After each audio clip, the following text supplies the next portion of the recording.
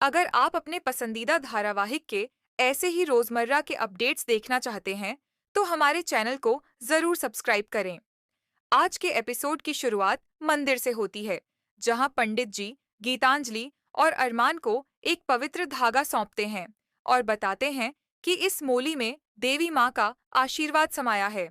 पंडित जी कहते हैं कि इसे अपनी कलाई पर बांधकर अगर तुम दोनों कोई मन्नत मांगो, तो वह अवश्य पूरी होगी।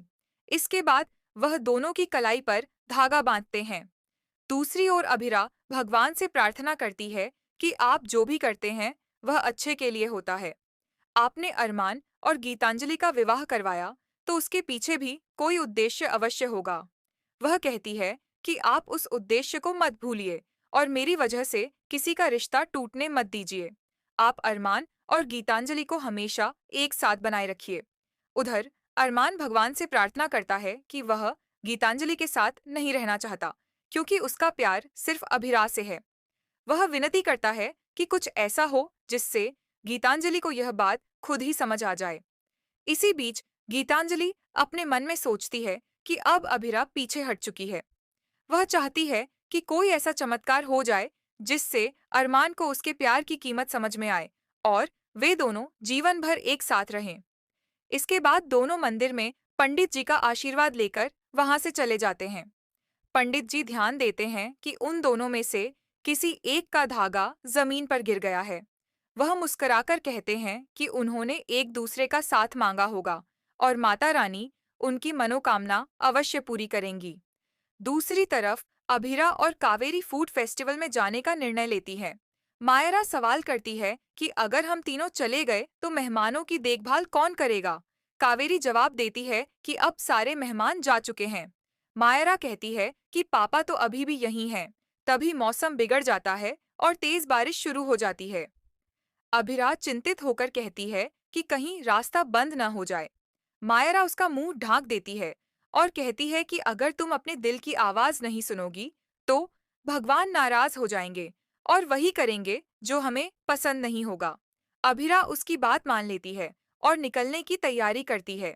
उसी समय कुछ मेहमान वहां आ जाते हैं और बताते हैं कि वे फूड फेस्टिवल जा रहे थे, लेकिन रास्ता बंद हो गया, इसलिए यहाँ आकर रुकना चाहते हैं। मायरा हंसते हुए अभिरा से कहती है कि देखो, तुमने कहा था कि रास्ता बंद न हो और भगवान ने रास्ता बंद कर दिया। अभिरा मेहमानों को रुकने की अनुमति दे देती है। मायरा पूछती है कि क्या अब हम फूड फेस्टिवल नहीं जा पाएंगे। मेहमान कहते हैं कि हम तो वहां स्थानीय भोजन चखने के लिए जा रहे थे, लेकिन अब शायद वो अवसर नहीं मिलेगा। अभिरा मुस्कुराकर कहती है कि ऐसा नहीं है। वह बताती है कि हम भी वहीं जा रहे थे और हमने लोकल डिश भी तैयार की है। फिर वह पूछती है कि क्या आप लोग वह खाना पसंद करेंगे। मेहमान खुशी से हाँ कहते हैं। अभिरा और कावेरी बहुत प्रसन्न होती हैं। उधर ट्रेनर तान्या को वर्कआउट करवा रहा होता है और तान्या थक जाती है। ट्रेनर कहता है कि आज से हम एक नई डाइट शुरू करेंगे। तान्या डाइट देखकर नाराज होकर कहती है कि वह कोई चिड़िया नहीं है जो ऐसा खाना खा पाएगी। ट्रेनर कहता है कि अगर तुम यह नहीं अपनाओगी तो फिर तुम्हें इंजेक्शन लेने होंगे। तान्या जवाब देती है कि यह वही इंजेक्शन है जिससे लोगों को बीपी की समस्या होती है और कुछ को तो दिल का दौरा भी पड़ा है। ट्रेनर कहता है कि अगर तुम खाना नहीं छोड़ सकती तो इंजेक्शन लेने ही पड़ेंगे। तान्या गुस्से में कहती है कि वह उसकी हर बात नहीं मानेगी। ट्रेनर कहता है कि वजन कम करने के लिए कैलोरी घटानी ही होगी। तान्या कहती है कि उसने उसे स्वस्थ तरीके से वजन घटाने के लिए हायर किया था, लेकिन शायद वह ऐसा नहीं कर सकता। उसी समय क्रिश और क्यारा वहां आ जाते हैं। तान्या ट्रेनर से जाने को कहती है। ट्रेनर कहता है कि तुम कभी भी अपना वजन नहीं घटा पाओगी और वहां से चला जाता है। तान्या आत्मविश्वास से कहती है कि वह अपना वजन जरूर घटाएगी, लेकिन तभी उसे चक्कर आने लगते हैं और क्रिश तुरंत उसे संभाल लेता है। क्यारा भी उसकी मदद करती है। दूसरी ओर अभिरा और मायरा मेहमानों के सामने नृत्य प्रस्तुति देती है। दोनों मिलकर स्थानीय गाने पर शानदार डांस करती हैं। कावेरी दोनों की नजर उतारती है। अरमान दोनों का डांस देखकर बहुत खुश होता है।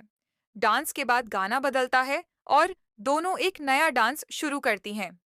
अरमान को याद आता है कि पहले कभी अभिरा ने इसी गाने पर डांस किया था। वह पुरानी यादों में खो जाता है। अभिरा और मायरा बेहद सुंदर नृत्य करती हैं।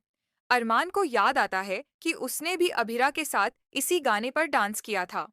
डांस खत्म होने पर अभिरा गलती से अरमान से टकरा जाती है और सीधे उसकी बाहों में गिर पड़ती है। यह देख मायरा बहुत खुश होती है, लेकिन गीतांजलि को दुख होता है। सभी लोग ताली बजाते हैं और अभिरा सबका धन्यवाद करती है।